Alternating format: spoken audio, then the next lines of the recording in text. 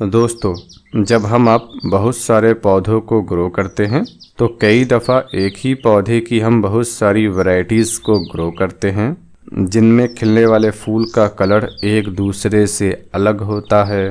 और अगर fruiting plant है तो फल की क्वालिटी अलग होती है। तो कई दफ़ा हमें याद रखने की ज़रूरत पड़ती है कि किस पौधे में किस कलर का फूल खिलता है। अगर बहुत सारे पौधों में से एक आध पौधा मर गया, उसमें किस कलर का फूल खिलता है हमें नहीं पता है, तो हमें उस पौधे को दोबारा नर्सरी से ख़रीद के लाने में दिक्कत होती है।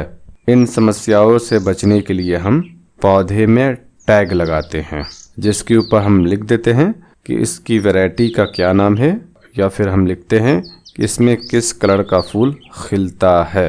अब ये टैग भी हर जगह पर नहीं मिल पाता है, लेकिन आज मैं आपको जो तरीका बताऊंगा उस तरीके से आप फ्री में टैग बना पाएंगे, जिसकी क्वालिटी भी बेहतर होगी और आपके पास लंबे समय तक रहेगा। इस टैग को मैंने एक गार्डनिंग स्टोर से ख़रीदा था, लेकिन इसकी क्वालिटी कुछ ख़ास नहीं है। 8-9 महीने में ये टैग ख़राब हो गया है, क्योंकि ये वाटरप्रूफ नहीं है, पानी से ये ख़राब हो जाता है। तो इस टैग को बनाने के लिए आपको लेना है फ़ोटो पेपर, जिसके ऊपर प्रिंटर से फ़ोटो प्रिंट किया जाता है।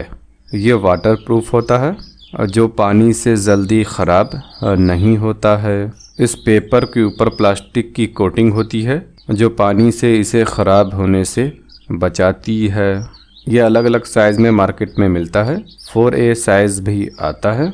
एक सीट भी आप ख़रीद लेते हैं तो उससे बहुत सारा टैग बन जाता है। या फिर आप फ़ोटोशॉप की दुकान से जाकर उनके पास जो ये बेकार पड़ा होता है उनसे ले लीजिए। इसकी लंबाई और चौड़ाई आप अपने हिसाब से रख सकते हैं। काट लेने के बाद इसके दोनों सिरों को आप अपने हिसाब से डिज़ाइन दे सकते हैं, या फिर इसे चौकोर ही छोड़ सकते हैं।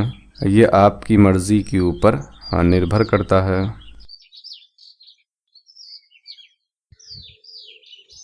तो मैंने इस तरीके से इसके चारों कोनों को काट दिया है। अब इसके बाद इसके बीच में होल करना है। इसके लिए इससे किया जाता है, बस आपको इसमें दाखिल करना है और इसे दबा देना है, बिल्कुल गोल होल हो जाता है। मैंने बहुत सारा कर रखा है इसी तरीके से।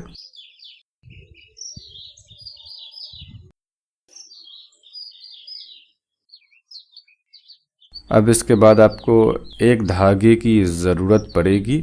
अगर वो रेशम या फिर प्लास्टिक की हो तो बेहतर है, उसे डिकम्पोज होने में समय लगेगा।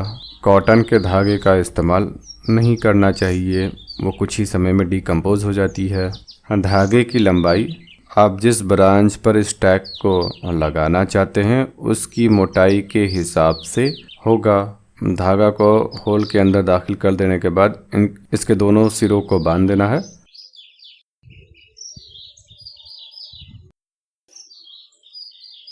टैग के ऊपर हमेशा परमानेंट मार्कर से ही लिखना चाहिए ताकि वो पानी से जल्दी ख़राब ना हो।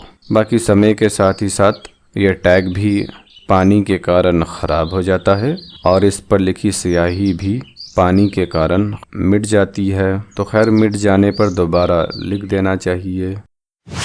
अब टैग लगाने की बारी आती है, तो इस तरीके से टैग को लगा देना है।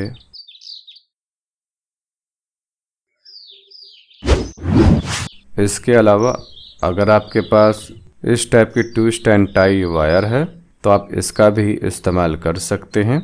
बस इसे काट लेना है, उसके बाद इसे अंदर दाखिल करना है और फिर एक दफ़ा ट्विस्ट कर देना है।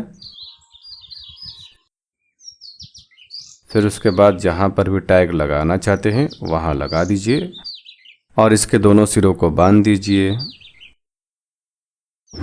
ये टैग मेरे लिए ज़रूरी होता है क्योंकि मेरे पास एक ही वैरायटी के बहुत सारे पौधे हैं जिसके ऊपर अलग अलग कलर का फ्लावर खिलता है और मैं पौधों पर ग्राफ्ट भी करता रहता हूँ। तो मुझे पता होना चाहिए किस पौधे में किस कलर का फ्लावर खिलता है, ताकि मैं जब ग्राफ्ट करूं तो मुझे आसानी हो। उम्मीद है आपको ये जानकारी पसंद आई होगी।